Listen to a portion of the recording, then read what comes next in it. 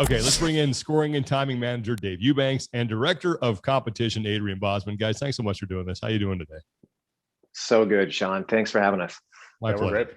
Yeah, well, thanks for doing this. There's a couple things that I know I wanted to talk about, and a lot of this stems from the conversation that the three of us, so Adrian, Dave, and I had during one of the open announcements when we were discussing a potential penalty to one of the athletes. And I think it was Andrea Solberg for either the first or the second workout. And I can't remember which one it was. I think it was the second one. First one. No, because it had double unders. And it just made me think about a lot of other stuff that I know we've wanted to talk about for a while. So let's start with, what is it you say you guys do here? And we'll start with you, Adrian. What's your Oh man, the Bob's the Bob's talk early. I mean, you know, especially this year with things being so robust again, so immediately, there's a lot of kind of figuring out best systems and things like that for how we can continue to expand the season. But primarily, I do a lot of work with Dave Castro, help to program some of the events, make sure that the standards are there, make sure that the event itself can run smoothly, make sure the overall test is appropriate, things like that. So kind of, you know, analyze the season, weigh in on that. Push back a lot on Dave's ideas, that kind of thing. And generally kind of oversee the process. So, yeah. And Dave, how about you? Yeah, I mean, so Boz and I work closely on a lot of that stuff. I mean, I think I joked with them a couple of weeks ago that like we got our daily call in one day. We work together a lot. So yeah, I mean, a lot of it is stuff that Boz alluded to. So, you know, building up the movement standard documents, making sure we got all the photos for that, managing the kind of production process of those things. You know, working with IT to make sure we've got all the workouts in there appropriately. And then and sort of doing all the behind the scenes stuff to make sure that the competition is as supported as it can be to kind of get off the ground and running. And then once the competition starts, then my big role is kind of managing the review process of the videos that come in and the top scores and that kind of thing during the open part of the season. Which is so you guys are really, Dave is very gracious to give you guys an hour of his time or however long of his time, because he is I know, absolutely smashed right now. He's the hardest working man in show business next to Wilson Tang. Well, Emperor Wilson Tang. Yeah. Nobody else can handle him. And that kind of touches on something that I wanted to hit next is the scope of your work as far as manpower, because I think a lot of times from the outside looking in, they just, the general public only sees the person that's either headlining the email in their inbox, or the person that's telling them, hey, you got a penalty or you did something wrong or something, you know. So obviously that's not just the case. You guys work with a broader team. So what does that look like in terms of scope and numbers? Yeah, that's a great question. I think there's a lot there. The first thing I would say is that the team is smaller than you think. The core team is smaller than I think most people think. You know, especially this year, we got a lot of ambitious plans to really expand what we've done and build out a more robust offering for everybody, which is really cool. But we're still working with a relatively small and compact core team. You know, I think there's 10 of us, something like that. And then expanded off of that, you know, Eubanks has a team under him that has leads. And then underneath each of those leads, there's people that are helping with the review process. And then on the support side of the house, we have our two main support employees, and then they have a small team under them. So even all in, I mean, I think the number is probably, what do you think, Eubanks? It's not big. It's a lot. I think it's a lot smaller than most people think to run a competition with hundreds of thousands of people. Yeah, I don't have a lot to add to that. Boz is completely right. I think a lot of times the perception is we're running a competition, like he said, with hundreds of thousands of people. We must have just hundreds of folks working for us 24/7 to be able to support this. And I mean, you guys know, you've been around this long enough. That is 100% not the case. There's really just a small group of people that care a lot about this, that just will do everything we can to make this as fair a competition as possible. And we work our butts off to make that happen. Yeah. It's funny because I feel like that was one of the most common misconceptions is like HQ, as it was formerly called, and the behind the scenes people, that they tend to like just view it as like the evil conglomerate, right? Like this big, totally, like this big, you know, guy in a fancy suit that's like running this corporation that's thousands of people's and turning business. Like it's like, no, it's just like, you know, a small lean team of people working really hard, just like you and me, you know. Yeah, and you know what? Go One ahead. thing I'll say on that is that I think historically we probably haven't done the best job being transparent about that. I think that you know, the communication hasn't been as forward, and you know, there hasn't been kind of as much light shined on the fact that it is a lean team that's really dedicated and trying to do the best possible job for everybody involved. But yeah, I mean, I think part of that is definitely on us to you know, try to educate people on. How have both of your roles evolved and changed since the Open first started in 2011? Because my guess is that that was just sort of ready, fire, aim type of situation. Oh yeah, years ago. Yeah, for sure. I mean, I think the Open was one of those things when it first came down the pipe. I don't know if you guys remember this, but there were most people in the community, at least the vocal ones, were like, "This is a terrible idea. Nobody's going to buy into this. What are you doing? We like our in-person competitions. This is the only way we can do this. This is going to be a disaster." I mean, it just went on and on and on. And, you know, we stuck to our guns and we did it, and it turned into a really, really cool thing. I mean, it's pretty amazing to see year after year how many people want to be involved in this. You know, it's pretty awesome. But that being said, you know, in the early years, I think that you cannot adequately prepare for a competition that is going to literally span the globe and have thousands of people involved in it until you do it. You can plan as best you can. You can try to anticipate what's going to go on. And then you throw tens of thousands of people at it and you're like, oh, that was different. Yeah, I mean, I think the roles necessarily have adjusted as we've seen how people engage with the Open. You know, like the whole process for reviewing videos, there was no process in the early days. It was very ad hoc, you know, and through that it had to be developed. There's no process for, you know, vetting the leaderboard in the early days. I mean, there was, but it was very, very bare bones kind of thing. And so again, like to have those kind of get hashed out as more people start to participate and as we get more kind of insight into what we need to do to make it run more smoothly. Yeah, it's been a really organic system, if that makes sense. I don't know if that gives enough specifics, but yeah. Dave, you have anything to add to that? Sorry, Dave, I totally just steamrolled. Boz Sorry, man. Right. That, well, I mean, I guess I'll get into more specifics because you asked like how our roles have evolved. Right. And so for me, my role specifically with the Open was non-existent until 2015 when I came on to do this specific job. I had done, you know, judging at the games in person and worked with Boz as a head judge and regionals and things like that. But when I took the scoring job, that's when I sort of got plugged in the early season during the Open and other stages of competition. So for me, that's when it started. And at that point, you know, we'd had years of experience already, and there was sort of some processes in place for the video review and those kind of things that I sort of just took the baton and tried to run with it the best I could. But to Boz's point, I mean, he's completely right. Like every year we have adjustments and changes we do, and we do the best we can to plan for it ahead of time. But as he said, until it's sort of released into the wild, you don't know what's actually going to happen and what people are going to do and how we're going to respond to that. And so we always just try to do the best job we can and keep things as fair as possible. And I think that's a hard perspective for a lot of people to hold, and nor should they have to really. But you know, when you're thinking about this in the individual experience where you show up and you do the Open and something happens and you either have a positive or negative experience, it's very easy to just frame that as that's the Open. But if you step back and you think about, okay, well, there are, in this case, 260 some other 100,000 people doing this, and they're going to have their own experiences and kind of viewpoint on that, you start to see how complex things can get and how quickly. And so I think that is another element that, again, people don't have to think that, nor should they. Like if we're doing our job well, they can do it and have their individual experience and it's good and everything runs well. That's the goal, right? But when things don't always end out in their favor and there's some frustrations, which, you know, there are at times, that's where I think it's like, I think it's hard for people to see how big that scope is and how difficult that balancing act can be at times.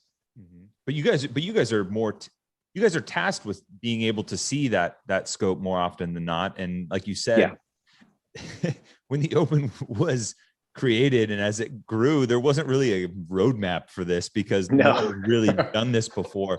So I'm curious, and this process may have refined over time. Like, how do you guys triage accordingly? Like for us on the media team, it was always, what is the primary like goal? What is the modus operandi for the sport? Is find the fittest on earth, and we use that as our point, like starting point. Everything else trickles down for that. So I'm curious if there's something like that for you guys, or how that has, been adjusted for your process. Yeah, especially as things have gotten more visibility and there's more people involved, and sponsors and all that, like it can be easy to get pulled in different directions. But one kind of rallying call that we have is competition first, because at the end of the day, if you don't have a solid competition, everything else around that is going to be not as good as it could be. So sometimes that's when you get caught up in all these different details that are happening, or, there's problems that need to be resolved. That's kind of the grounding mantra. Like, okay, competition first. What is going to make this the most fair, balanced test that we can administer? And that's the deciding factor in most cases. So yeah, that's kind of our, what did you say, Tommy? It was Crown the Fittest. Yeah, crown the fittest, fittest on earth, and that is for us. As long as that is still happening, the storytelling on our end will kind of fill itself out from there, because that's the stated purpose of the CrossFit Games. And that if we're telling the story of the CrossFit Games, then that's our focus. Yeah, so it's kind of the same theme, just competition first, and so how that's kind of evolved over the years is that it's not that we don't pay the work that's due to the whole competition, but the advancing athletes, we have to make sure that that's fair. We have to make sure that that's, got as much review and eyes on it as possible. Because again, that competition first mentality is really the driving force. Dave, what does the video review process for the Open look like? Man, so I mean, there's a couple layers of it, right? So there are the sort of traditional video reviews. So people that are participating outside of an affiliate, that's kind of where it first came from, I think. So the people that weren't members of affiliates could still participate in the Open. And so you guys know the process. They, video themselves, they send it in, and then we have a team of judges that look it over. If there's a problem that they see with something about the submission, whether it was filmed on a potato from across the room, or you've got an athlete wearing all black in a dark room with a black painted wall behind them, or who would do that? Whatever it is, which we see more a lot. More than you would think. Yeah, more than you would think. Or trying to do chest to bar pull-ups with a black t-shirt on and the camera's upside down. Or doing squats that look like push presses, whatever it is. They make notes on that. They send it up to their team leads that Boz talked about. Those team leads review it again. If they agree with the issue, then it gets spun up to kind of the higher levels, and then kind of myself and some of the rest of us up at the top take a look at it, and we decide on kind of what the final ruling is on that video. So I mean, by the time we've seen it, it's been through multiple layers of kind of vetting to make sure that whatever decision comes down is as accurate as it can be. And even then, no matter what happens after that, the athletes can appeal, and we take all those appeals very seriously. We look at them again and make sure that the ruling was consistent across the board with whatever else happened in that event. And so that's kind of the standard video review process. And then of course we also review, the top scores that come in to make sure the people that actually win the event deserve to have won the event. We can't have, somebody that won 21.3, for example, that did a bunch of push presses instead of thrusters. Like if they're going to get money, it's got to look right, and they should have done the things they're supposed to do. So that just goes back to the competition first part that Boz talked about making sure that we are applying whatever standards we hold to the competition as accurately and kind of across the board as we can, so that everybody's held to as much of the same standard as possible. And I mean, that said, there's an element of human error with every bit of judging, and I think there always will be. And frankly, that's part of sport. I'm sure you guys have talked about that a bunch. We do as much as we can to put systems in place and people in positions to remove as much of that human error as possible. And I'm not trying to say that we it's fine, there's some human error, whatever. We do absolutely the best job we can to make all the decisions as well as we can with the information given to be as fair as possible across the board.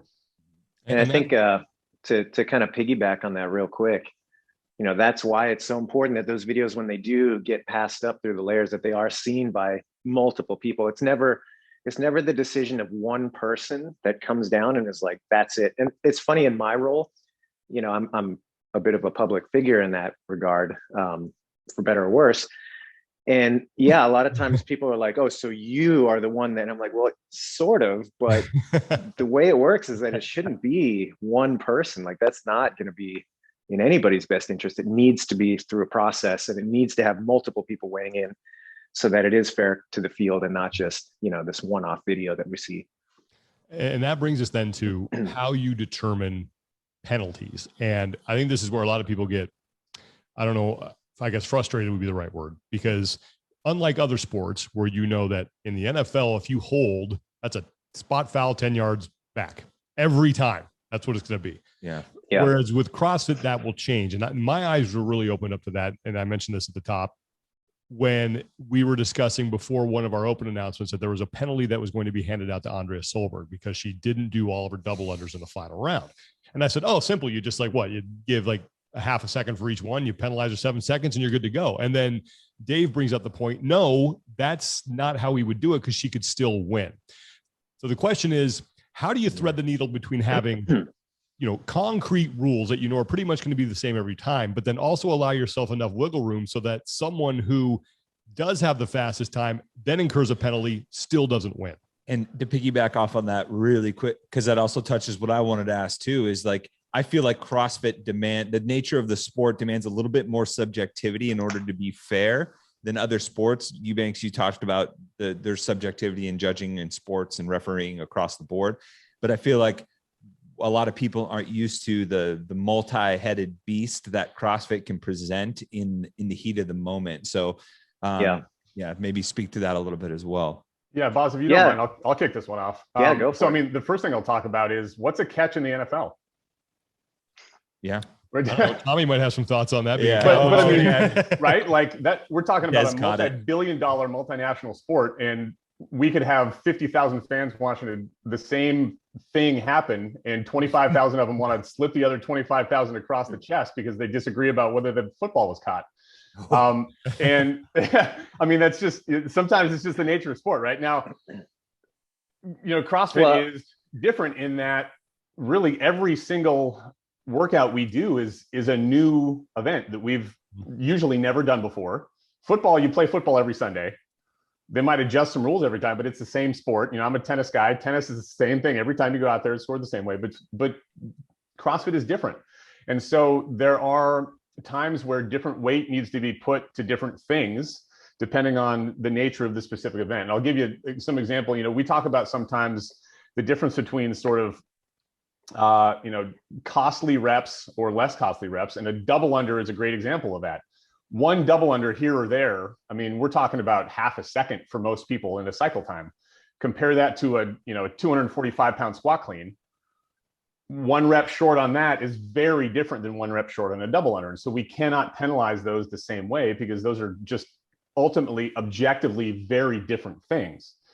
And I mean, I don't like to talk about specific cases. You brought up Andrea Solberg a couple of times, but let's just say hypothetically, we have an athlete that didn't do all the work that was required for a workout. It's difficult, I think, to look at that and say, okay, well, that athlete could have won the workout had they done the work required. And specifically in an instance like a double under, you guys know this as well as I do. We all do this stuff. You might have 300 double unders unbroken. Awesome. What if the workout calls for 305 and you stopped at 302? Could you have missed at 303? Yes.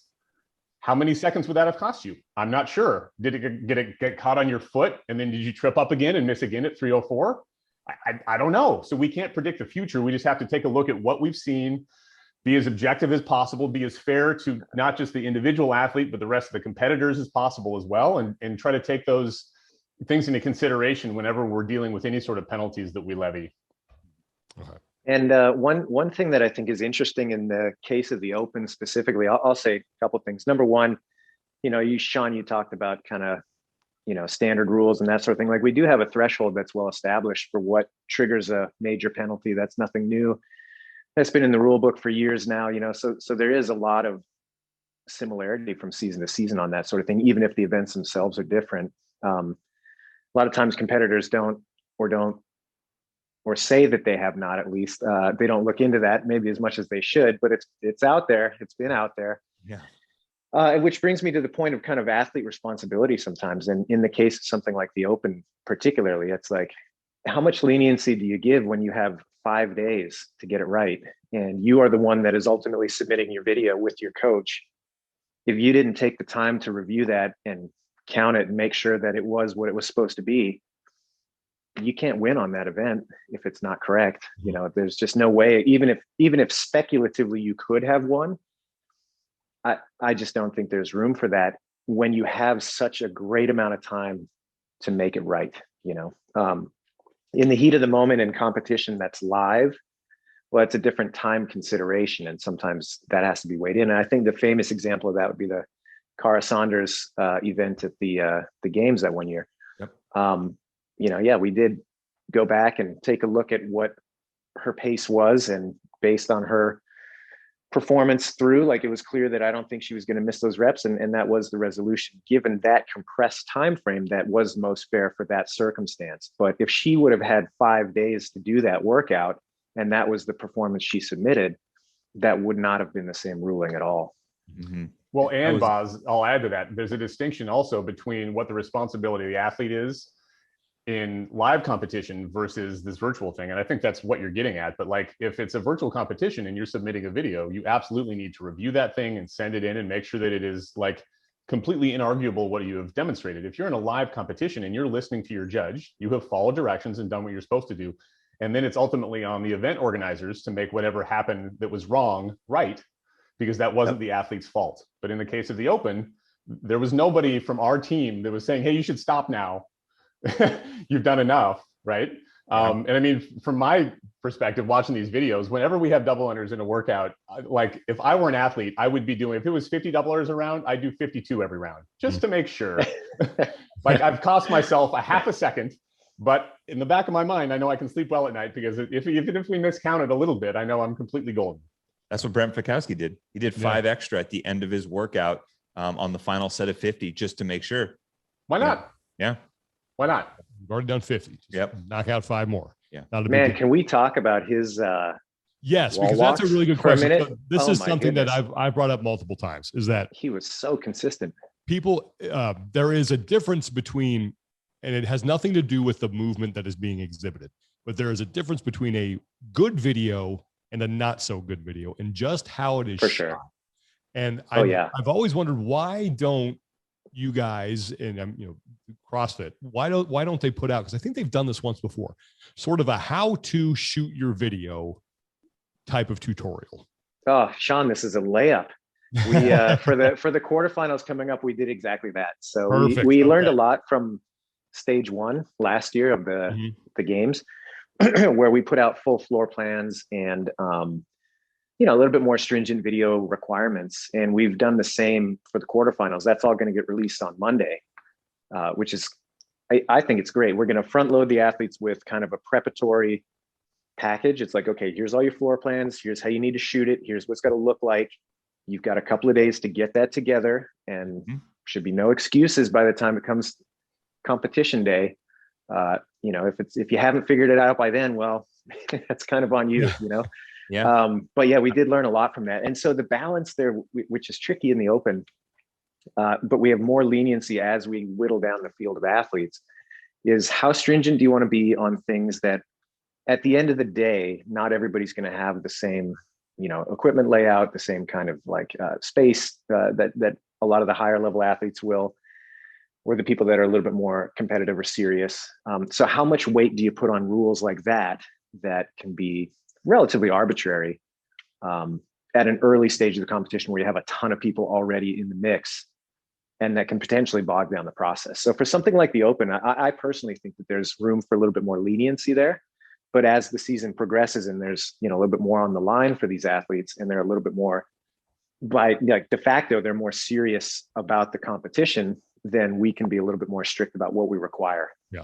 And that's just part of the natural growing pains of a sport that's evolving in its infancy relatively to other ones. I mean, talking about the Open standards and shooting your Open videos, it's like people talk about that they want to be a professional, but they also need to have that reflected in how they prepare and how they do their video and everything like that. Yep. There's a big difference, like you said, between the professionals, the consummate professionals like Fikowski, who had beautiful movement, very particular movement, very well set up angle and all of those things. And don't want to name names, but like a certain teenage athlete that maybe got a penalty or had a video review process that like clearly you didn't like think this angle and everything through. Yeah. I'm curious, like, are you seeing that from a general perspective, and maybe this is more for Eubanks from the video review, are you starting to see that evolution of like more people figuring that process out? That's an interesting question. So, I mean, the first thing I'll say is that, I mean, to Boz's point, in the open, I don't think it's ever something that we want to have strict floor plans with everything and just like camera has to be here and all that kind of stuff, because we are, I mean, I was an affiliate owner for 9.5 years. We're very sensitive to the sort of plight of the affiliate owner when they're doing this stuff. There's a lot put on them already. And the last thing we want to do is overburden them with more of this process. We would run heats of 15 athletes, and I can't imagine what that would look like if we had to set up 15 cameras and make sure they were all 6 feet off the ground and perfectly lit and everything else. But that said, I mean, to your point, Tommy, so I think there's a couple things at play. I think part of it is that some athletes, frankly, don't take the time to really think about what they should be doing to set up the camera. It's almost an afterthought sometimes. Mm-hmm. My hunch is that that will improve as they get more entrenched in the sport. Or sometimes, frankly, I think there is an intentional thing where they might set the camera up in such a way that they know that they might be, obscuring a little bit of wonky motion just to make sure that they can kind of ride the line a little bit more, and thinking that an angle might help them obscure that a little bit. For those athletes doing that, we know those tricks. We invented those tricks. we do know those tricks, Boz. And I mean, quite frankly, it's something that even, back in the days when I would coach the classes all the time. And I mean, you guys know this, Boz, this as a coach, but like, there's plenty of times when I'd watch a squat from like the back of the gym from 30 feet away, and I'd be like, that doesn't look like they're getting a parallel. And then I'd walk to the side and be like, oh, I was right. Because eventually, like when you've seen enough movement, you know what movement is supposed to look like.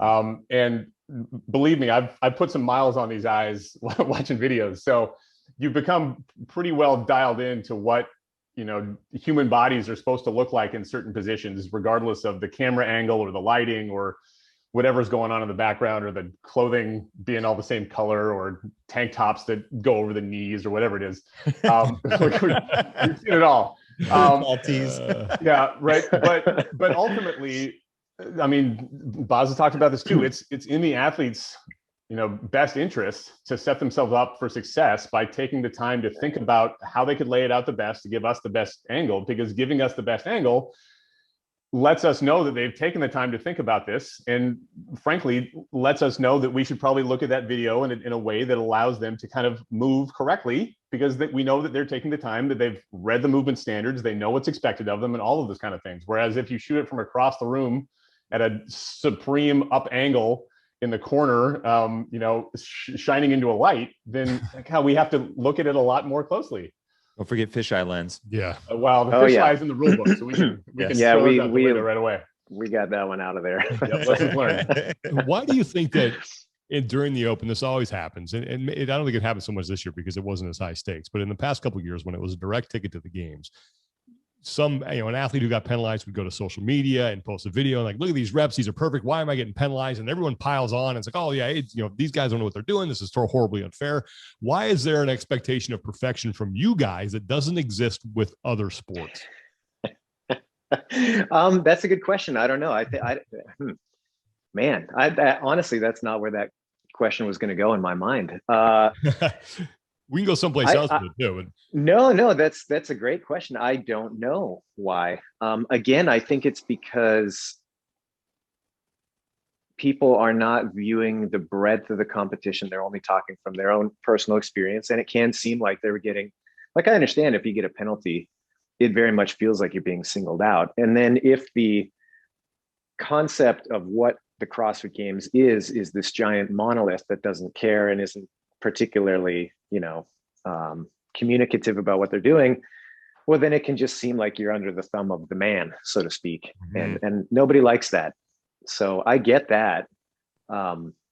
As far as like the expecting perfection thing, that is a little bit baffling, especially when you look at the age of the sport. And again, like, I don't say any of this to say that we should accept a substandard performance from our team. You know, like, I think we're all very much invested in this thing being as awesome as it possibly can. And I mean, Dave can speak to how many sleepless nights he has during this time of the year, and, you know, same thing as the season progresses.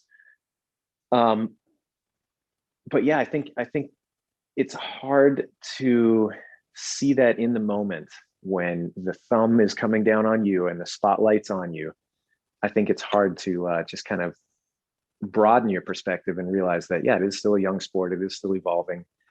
There are precedents for a lot of these things. And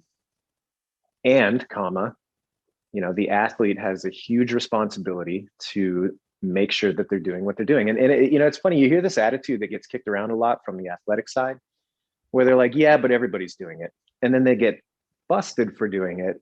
And then they complain about it. And it's like, well, wait a minute. Clearly not everybody's doing it, because you're the counter example right here. You know what I mean?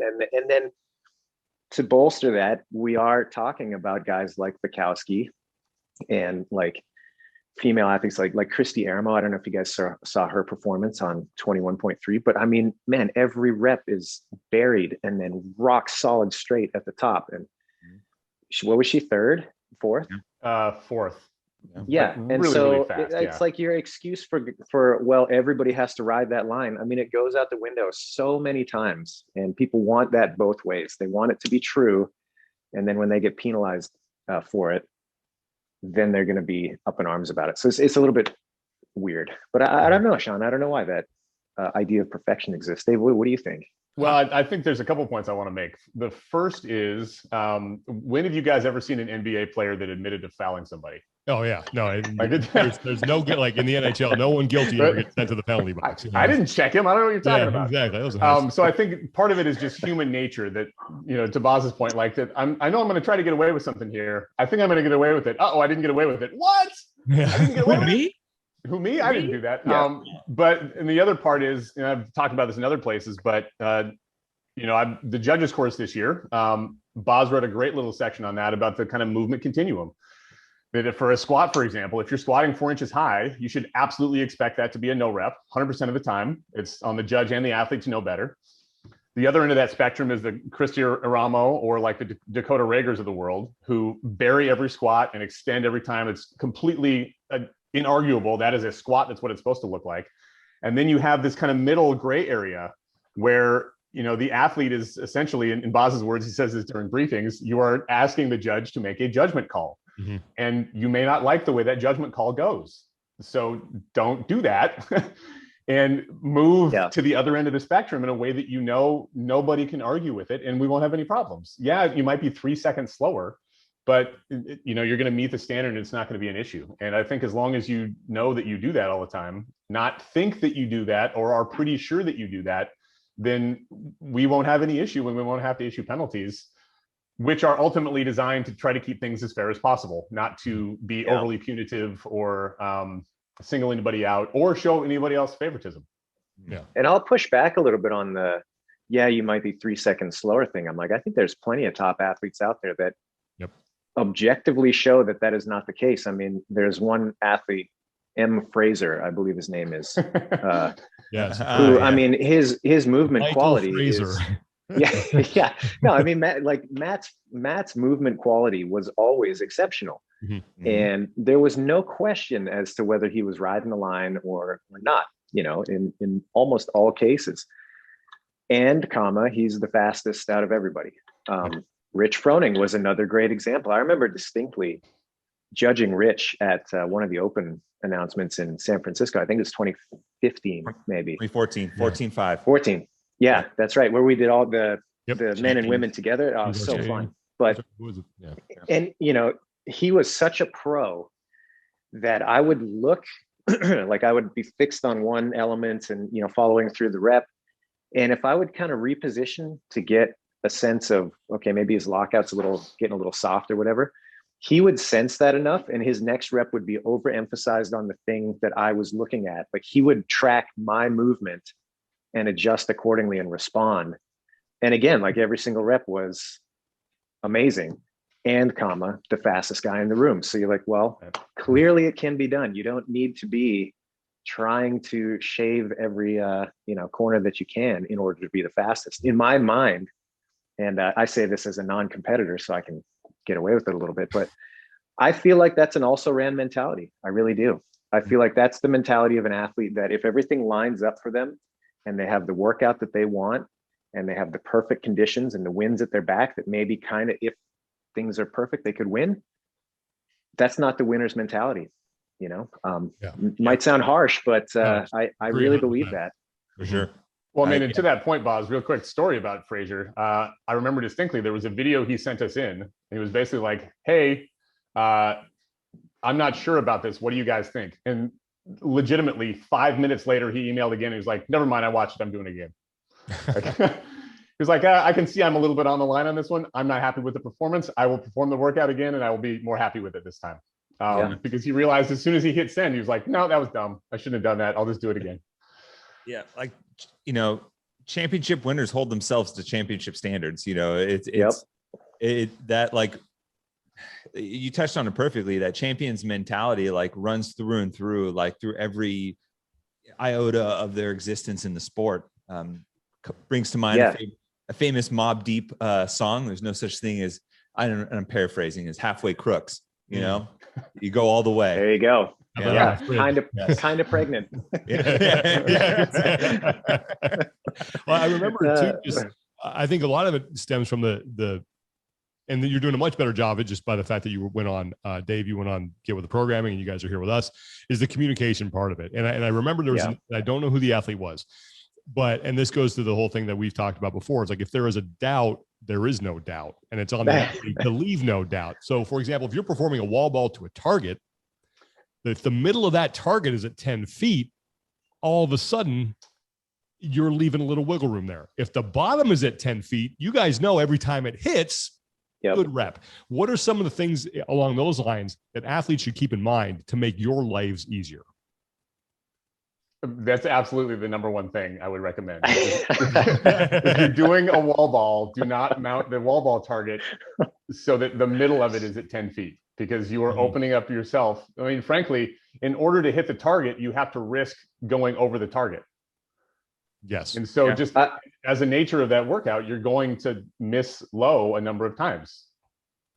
Period. I think that instead of specifically, there's some general things that athletes can do, and I don't think that they do often enough, is do a dry run with your judge, not of the whole workout, but a couple reps at competition speed, and vet that with your judge.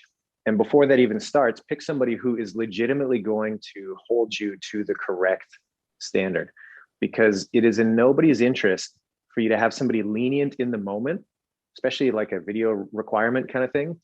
And then you submit it and you're like, well, my judge never told me any differently. It's like, well, yeah, that's because you handpicked this guy to not tell you any different. You can't fall back on that when it's your choice and you know full well that this is, kind of a pushover, just kind of checking the box person standing there. So have somebody that's legitimately going to hold you to that. And then you can fall back on that. Like, yeah, I listened to my judge and it turned out okay. Don't pick the. I mean, a great example of that is Jeff Adler and Caroline. Yep. Caroline is like, those two take such care to set up everything about their performance to be as optimal as possible. And I mean, she is so on him on every single rep, just like, and he's going to listen to her, whatever he tells her. So I love watching those two work now. Yeah. Don't pick the rep shaver from the 7 a.m. class to judge your the person that's going to watch their friend work out while trying to do and just counting reps. And hey, look, like it can be hard. I think that there's a lot of this big fish syndrome that happens sometimes. Like, you're the fittest guy in your gym, fittest guy in your city, you're a big dog. Everybody knows you're a big dog. And so they're kind of hesitant to put their foot in when it's time. And that's not good for anybody. That person is going to be in for a rude awakening if they're not doing what they're supposed to. And nobody tells them otherwise. Like, sooner or later, they're going to be confronted with that in a way that not only could have been avoided, but it's going to be way more unpleasant than it has to be. So Well, and another good story with that, Boz. You may remember a certain new CEO doing a certain workout at the ranch. You guys saw this. Oh yeah. Where we had our level 1 judges that were just, one of them specifically, Maggie, was like, I will judge him, yes. But so, I mean, imagine a situation where you're judging your boss, the owner of your company, and she's just like, nope, no rep, that's it. I can't imagine a higher pressure she got him. Well, and hey, like to Eric's credit. Oh, he was great about it. Yeah, well, not only that, but before we started, he's like, we want the full experience. We want judges. We want to do it on the floor. I was like, okay. Yep. As long as you know what you're signing up for. Yeah. Just cracking the knuckles like, oh boy. That's right. It's funny. I took it back to the team and I was like, okay, a little bit of it's not a sensitive situation, but if you guys aren't comfortable with it, I totally understand. And like Maggie just shot her hand up. I was like, okay, perfect. You're in. I got him. She was all about it. How does your process of reviewing and determining penalties now change, if at all, as we move into the quarterfinals? Oh, wow. We're just going right for it. Yeah. So, I mean, for the quarterfinals, you guys know, we're requesting that every single athlete that is advancing or planning to advance to the next stage film everything that they're doing. And so, and in a specific, much more way specific with floor plans, so camera setup. Because again, to Boz's point earlier, we're no longer in the open with this enormous field of athletes. We still have a really big field, but the expectation is now that these are athletes that understand that there's more riding on this competition. There's advancement to the next stage, which is in person now. And so there's different criteria that we're expecting from them. And so, yeah, I mean, we're going to be looking at a lot of videos over the course of that weekend. Oh, man. Yeah. And really it's just a time pressure, like the windows that just got released with the submission deadlines. Like, I think that competition format's really cool because it offers us a season that starts with lots of time on your own to get your best performance through the door. Now there's a little bit more constraint around that. The next phase is going to be do or die in person. And then the games is obviously the most cutthroat. So it kind of whittles down the chute of more lenient as far as you putting your best foot forward to have to do it in the moment. Yeah. But obviously that presents a challenge to our team as far as the time that we have to do all this. So our system has to be a little bit more refined, and we have a lot more people involved in this. Not a lot more, but we have a bigger team involved in this particular aspect of it because we have less time to do that review. So that's the biggest change. The system itself isn't significantly different. We just have more people helping and less time to do it. Okay. And kind of talking about that season as a whole, I'm kind of curious because obviously we're entering a new season system 2 years after entering another new season system. And it feels like every couple of years something gets refreshed. And just wanted to get your initial thoughts on a bigger picture view of how the season came together. What maybe you're excited about, maybe some things that you hope to see improve, anything from that, 10,000 foot view that you guys get to have more than anyone else, really. Dave, I got so many thoughts on that. Yeah, you go ahead, Boz.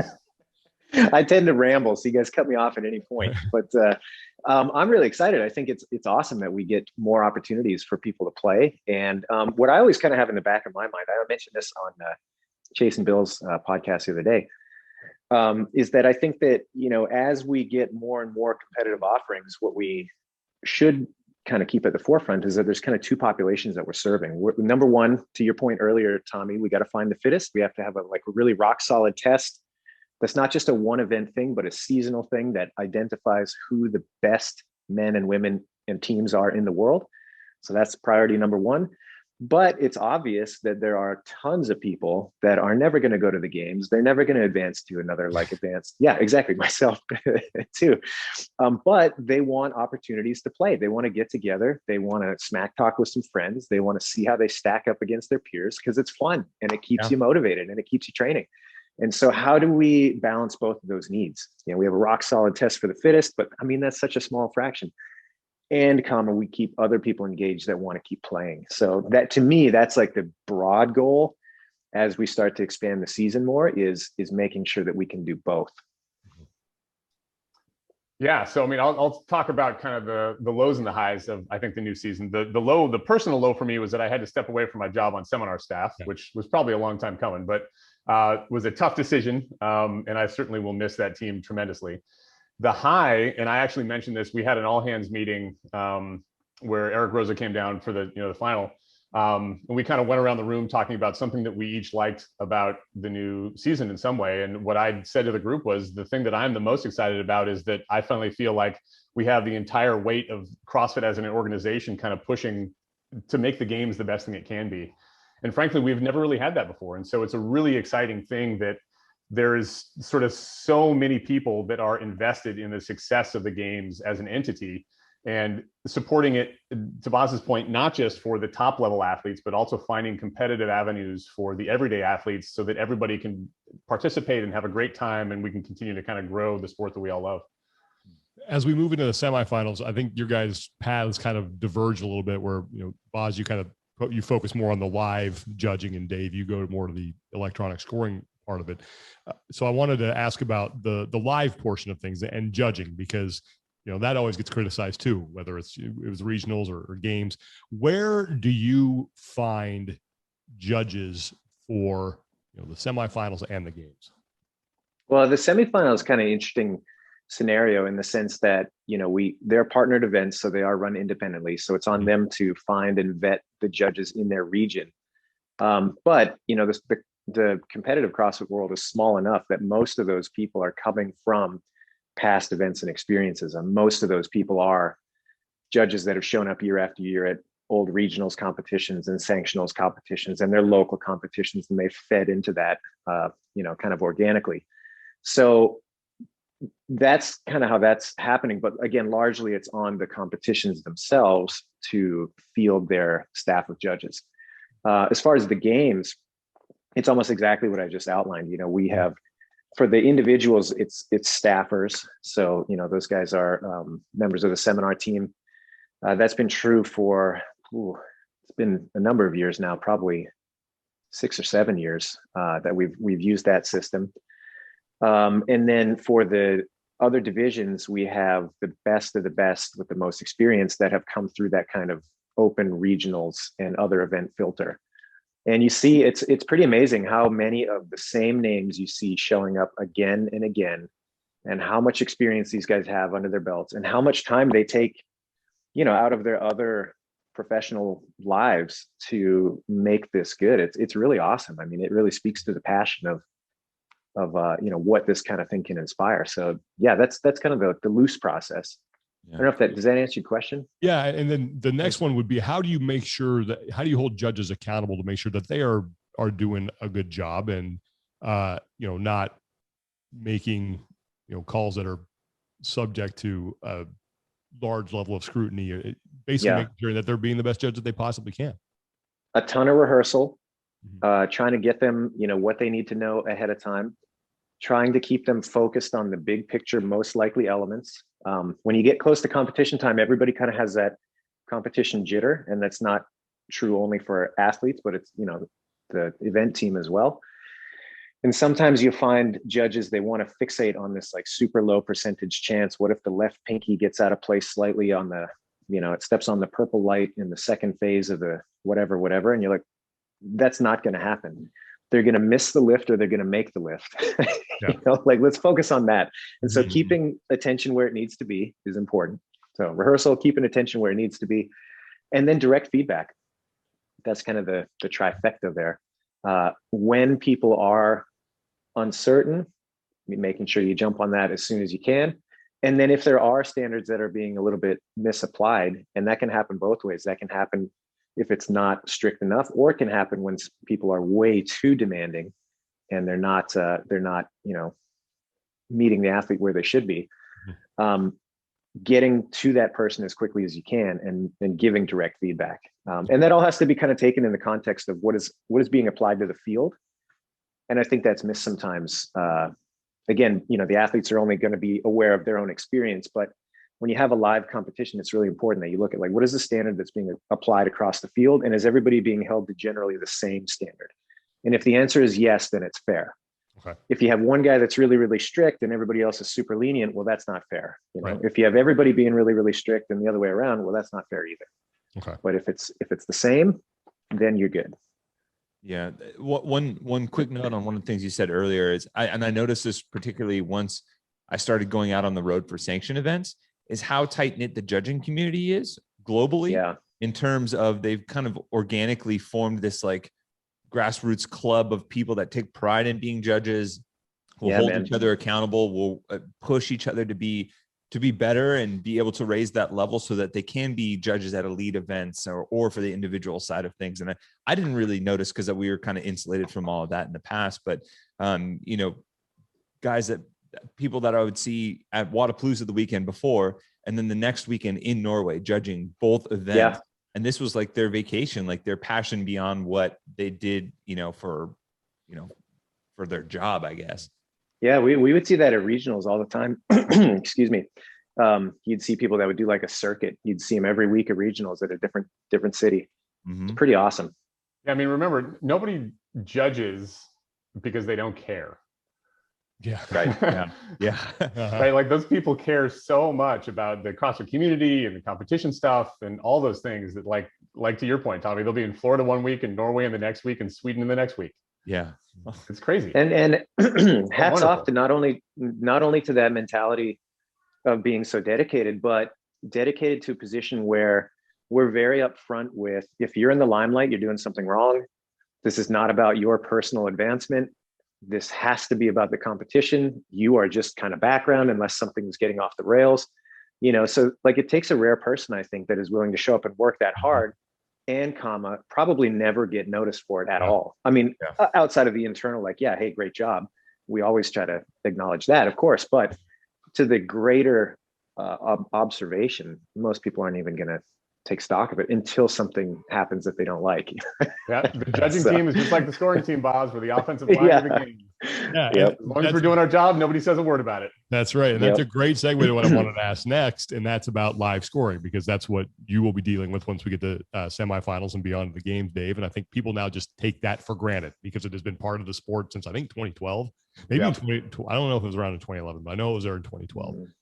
What does it take to get live scoring organized and on the air in a fan-friendly fashion at an event? At like a live event? Yes. Okay. Well, so let's start. You just push a button before the competition goes live. We've got wireless mesh nodes to set up so that they have there's dedicated Wi-Fi channels to all the systems that they need, so that when people all get on their phones in the arena, that doesn't completely crash the system. We've got other electronics set up for the timing loops and those kind of things run and tested multiple times, so all that stuff is vetted and ready to go. All the chips make sure that they're all charged and no batteries are dead and those kind of things. All the chips have to be assigned to all the athletes, so we've got all that done, which is a time-consuming process, as you can imagine. And then once we actually start getting live, if we're doing actual rep counting live, that means it's an army of volunteers that, just like Boz talked about, have rehearsed the event multiple times, know what to expect rep-wise, know what they have to do with their little clicker to make sure that it counts up the reps correctly. Have been assigned athletes, so they know exactly who they're going to watch. Because I mean, there's lots of events where, hey, you make sure that you watch the bearded guy with tattoos as he runs down the lane. Like, okay, yeah, he's the really fit one. You got it. Be more vague. He's the guy with the six pack. At the games, you guys know as well as we do that, like, sometimes it's tough to pick those guys out of a lineup. There's a lot of similarities in how they look, and if they all come out in the same blue shorts, it's just like So all of those things have to happen, and then once the event actually starts, that rep counter now has to click the reps correctly when the athlete does the thing. And so a lot of things have to happen just in the right way to make sure that those reps get accurately represented up on the screen. Oh, and then I guess, we have to coordinate with broadcast to make sure that the hat is actually working on the broadcast screen. The graphics are all correct. And that I have built the workout in a proper way in the back end of the system and the software so that the reps display correctly. So yeah, that's it's a simple little process. And you mentioned, you just turn a button on. The hat, well, for people who don't know broadcast, that's the thing at the top of your screen that shows the reps. So go ahead, Bob. Well, and what Dave's missing or omitting from that process is in the whole back end process of, once we have the physical scorecards coming in, is there a match? What happens if there's a discrepancy? What triggers that discrepancy? There's a whole protocol for all of these things. And then the filing system to make sure we have record of the event later. I mean, there's all sorts of moving parts to make sure that the event from the scoring standpoint is as solid as it can be. I've thought for years, I think it'd be really fun to have like a go to work day for some of the athletes sometimes, and be like, hey, why don't you just come and spend a couple days with us? And then you can decide whether or not you think that we're just winging it, Exactly. Yes. And that's So, thank you for going through that whole rigmarole, because I want people to know it's like, you just don't grab a couple handheld devices, plug them in, and have at it, and it magically appears on the screen. But what kind of things have you done, you and your team done, to make sure that not only is scoring accurate and works, but it's also as fan friendly as possible for people watching on TV? Oh, that's interesting. Well, I mean, one of the things that we have with general scoring and display stuff is, and you guys know this, I think we call it like the hot dog test. If a fan leaves to go get a hot dog and comes back, we want them to be able to look at the screen and very quickly know exactly what's happening. And that goes for on the field too. You guys notice, if you look back to like 2011 or 2012, not all the events were laid out in the same format as they are now, where there's a clear kind of progression down the field of play. So you can tell, oh, that barbell is further down than that one, so that person must be leading. And you can look and see an actual name placard that exists there and those kind of things. I mean, look back to watch Amanda. You tell me 30 seconds into the event who's winning. Right. The first time Amanda ran, when it was just like this circle in the middle of the tennis stadium. So a lot of that stuff has progressed over the years. I mean, scoring wise, it's exactly the stuff I talked about. So we have a workout that's built, and then we have to decide exactly how we're going to display that workout in the most fan-friendly way so that they can follow along with what's happening. And fan-friendly a lot of times means really kind of quickly digestible and at a glance to be able to tell what's happening. And I think a good example of that event might be, we did it in the Coliseum a couple of years ago. It was the event with like the 10 thrusters and like 30 double unders, and there was like 10 rounds of that, right? Heavy 17.5. Heavy, yeah, that's exactly it. And that event, we decided, rather than counting every single rep, because they happened so fast with the double unders that it would be impossible to keep track of what was going on in the hat, we just counted every round. So you could see not just the round that the athlete was on, but we also get a split time of how many seconds behind the leader, the second and third place and fourth place people are that show up on that hat. And so, in that case, it's a decision not to show every bit of minutia, but only to show the most important things so that it's easily digestible. And you can say, oh, that person's on round 3 and they're 30 seconds ahead of the person that's on round 2 and almost done with their double unders, and kind of digest it that way. Mm-hmm. And that was actually one of my favorite to watch, the equipment team roll out, because there's like 100 barbells. So it was a thing of beauty. It was not a favorite for the equipment team, but yes. Well, I mean, it was once they did it, but I mean, that was a pretty amazing transition. And it's funny, like you look back at some of these events and you're like, man, that is one of the things that you have like the most amount of respect for and pride for, is like a transition like that. You're like, I can't believe that was pulled off. Right. To the outside looking in, people are like, well, I mean, it was cool to watch the athletes. And you're like, yes, yes, it was. But there were 100 barbells on the floor and they got them out there in 35 seconds. Like, you don't even understand the logistical concerns of that took and how many rehearsals those guys went through. Yeah, I mean, and to that point, this is not what you guys asked at all, but the entire games team, and Tommy and Sean, you guys know this as well as anybody, but like the equipment crews, all the volunteers on that, like the staff services people, my scoring team, all the judges, the amount of work and care that those guys and gals take and what they do is just unparalleled. It's such an incredible experience every year. Yeah, it's definitely a labor of love, like top to bottom, And this kind of touches on like one of my favorite things that we always do when we like rehash. Like there's a couple of workouts on the media team that stand out in our mind as almost like kind of like the crucible for us, where like in the moment it was like, oh, I don't know if we're going to get through this. And in the back end, we're like, man, that was a really important point of growth for us. And I'm like, made us proud. 2013, the burden run was a big one for us. I even think like look back at 2018 and us being able to have potentially called live for CBS the marathon row. And I'm curious if there are any moments like that or workouts like that for you guys that stand out in your head. The entire 2010 event. I'm not even joking. I mean, we were so unprepared is not the right word, because we were definitely hustling to be prepared, but we could not have known. And for those of you that don't know the story, that games, I actually still have the the hipster, like totally going to be worth something someday shirt that says Aromas 2010, you know? Yeah. And like literally, I think it was 3 months before we were supposed to do it. We got shut down by the county of Monterey. It wasn't going to happen. We had to scramble. Dave's like, we're going to move forward with a new event. It's going to be a stretch for the team, but we're going to commit and we're going to do it. And it was like, okay, buckle up. We got there. It was the first time in a major stadium. It was the first time working with, you know, not just our own people, but with a staffed venue. So there's obviously some kind of learning moments there. And just the magnitude of what we had to do with the people we had to do it with, the whole thing, frankly, shouldn't have happened.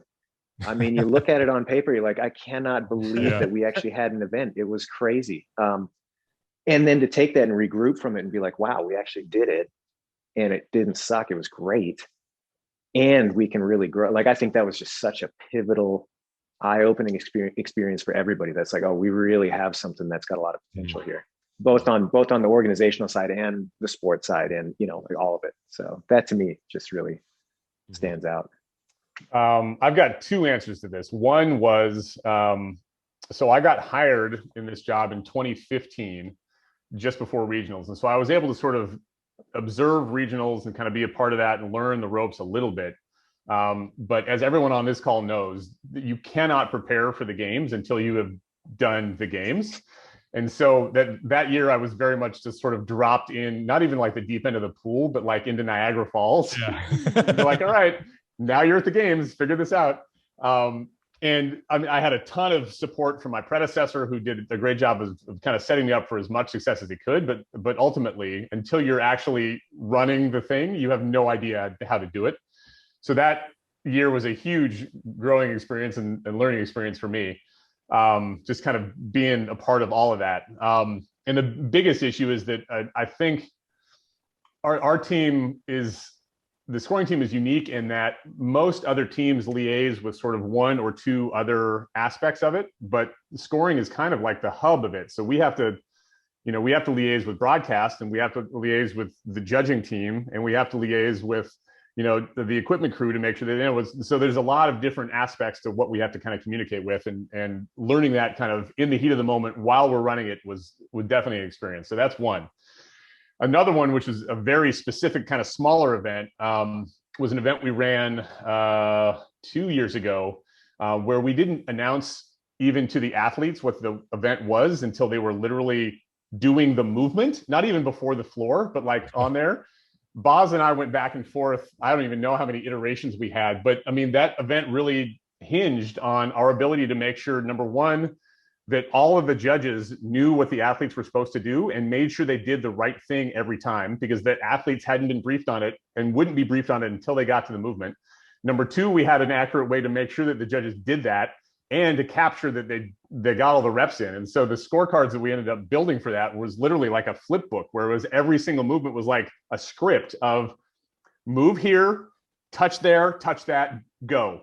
Once they get to 20, you flip it and you do the next thing, and you do the next thing and the next thing. So that was a very interesting challenge. And that's one of the things I love about this job, is there's never two events that are the same, and we always got to figure stuff out on the fly like that. Yeah, and that kind of problem solving is, I could not agree more, man. That is like my favorite part about the games.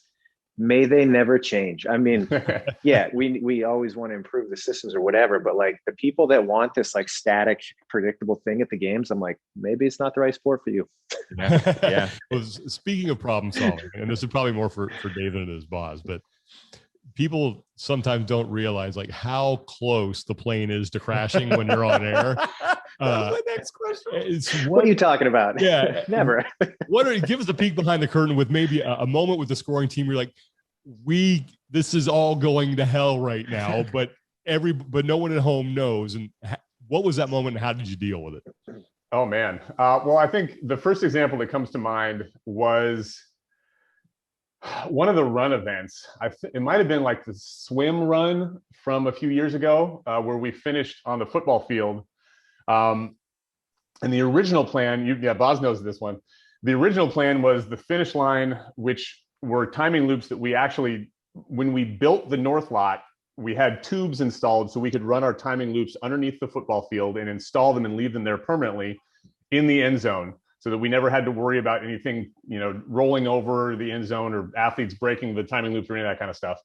And so that had always been the finish line for that event until 20 minutes prior to the start of the event, when over the comms, one of my teammates says, Dave wants to know how fast you can get to North Park. And so I told them, it's about 400 meters, so 90 seconds. So I started running. And when I got there, he was like, this finish line needs to move here. And it was 20 minutes until, not until the start of the event, but until we expected athletes to arrive from the water. And so, as the event is going live, we're working with signage to make sure that we have big flagpoles set up and a mat to roll over it. I've got my team scrambling, even though half of my team is at the water because they had to start the event, scrambling to put up a new timing loop that we had to source from somewhere else, 20 yards up the field, so that the athletes had enough room to stop without hitting the barricade. And all of that stuff had to be not just installed and working, which, time to test it, the event's already happening, but pretty enough for broadcast to be able to fly in their cameras when the athletes cross the finish line in 20 minutes. So that's the event that comes to mind when you ask that. And the answer is yes, we pulled it off. And if you go watch it, I don't think you'd be able to tell at all. No way. I had no clue. I had no idea either. So that just goes to show you, the little disasters that are just, I just liken it to people. It's like, if you've ever seen the Wallace and Gromit movie where they're on the train and Wallace is driving and Gromit's out front, laying the track. That's essentially what's going on. You're laying the track as the train's going down. And sometimes train is going to go off the cliff, but you guys do a great job of keeping it on. So, well, I mean, that's what Boz talked about though, right? If you expect the games to just fit in a nice little circle and stay there, the people that work the games across the board, we all expect we're going to have a really good plan in place. And we're going to know that at any moment, we might have to completely discard that plan entirely and completely change course 180 degrees and be ready in 2 minutes to go with that new plan. Yeah. Yeah. I've only got 2 rules for the people that work with me at the games. Rule number 1 is you don't talk about the events, because it's really hard to keep track of what's been released and who knows what. Mm-hmm. So just don't talk about the events. It's easy. Mm-hmm. So that's rule number 1. And rule number 2 is be ready to flex. Because exactly like Eubanks said, you're going to have this amazing plan that you've rehearsed a million times. Something's going to change. And if you are not expecting that, it's going to be a disaster. But if you're like, yeah, that was the plan all along, and you're like, okay. Nobody knows. And that makes me so happy, because I feel like those are some of the parallels for the games amongst all the different sides of it. For us, on the media side, you have to be ready to tap dance, because we're going to be heavy or we're going to be light on something, and we're going to have to switch it. And to me, that's it's to get cliche, it's the unknown and unknowable across the entirety of the event. It's a little bit of vertical integration in that regard. But I say it all the time. I'm like, man, the games is the most demanding sporting event. And I'm like, doesn't matter if you're a spectator, doesn't matter if you're a medical person there, it doesn't matter if you're going to be a volunteer doing equipment stuff, a judge, an athlete, buckle up. And that's what's so great about it, is that it's a totally unique thing in that aspect. And I love it. So yeah. I've got a fun question. Okay.